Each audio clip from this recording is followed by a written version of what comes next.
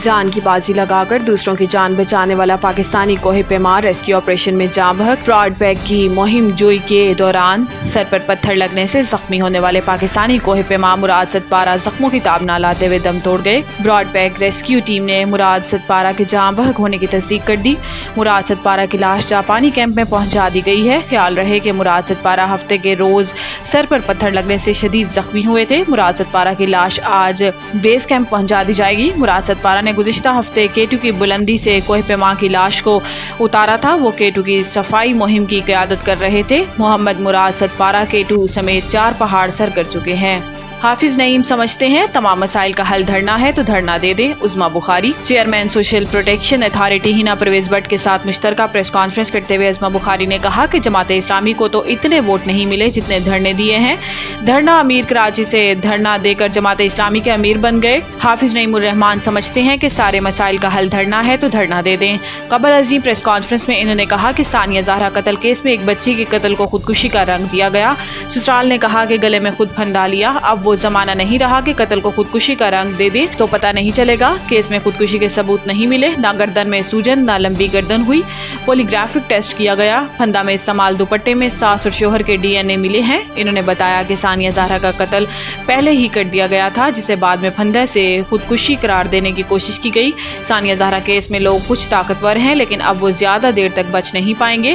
اگر ہمارے دور حکومت میں ظلم ہوا تو ظالم کو سزا ملنی چاہیے۔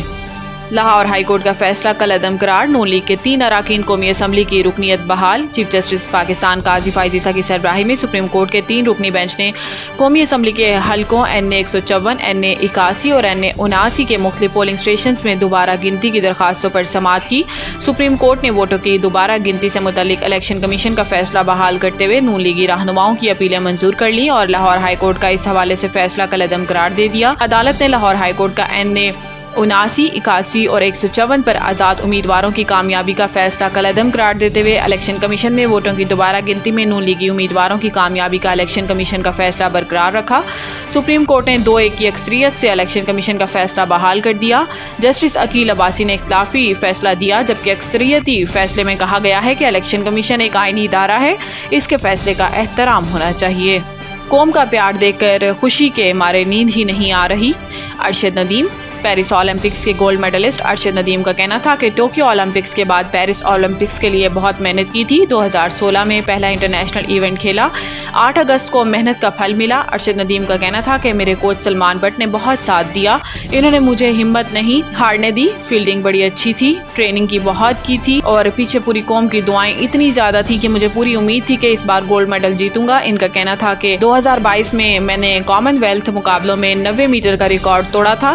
میری ہر بار کوشش ہوتی ہے کہ بہتر سے بہتر کروں۔ پہلی تھرو میں جب رنر اپ تھوڑا خراب ہوا تو فاؤل کر دیا تاکہ انجری نہ ہو، اور پھر اگلی تھرو میں محنت کی اور اللہ کے فضل سے ریکارڈ تھرو ہوئی۔ حکومتی سپورٹ ملنے کے حوالے سے سوال پر ارشد ندیم کا کہنا تھا کہ حکومت پنجاب سپورٹس بورڈ اور فیڈریشن کا بھی شکریہ ادا کرتا ہوں کہ سب نے میرا ساتھ دیا۔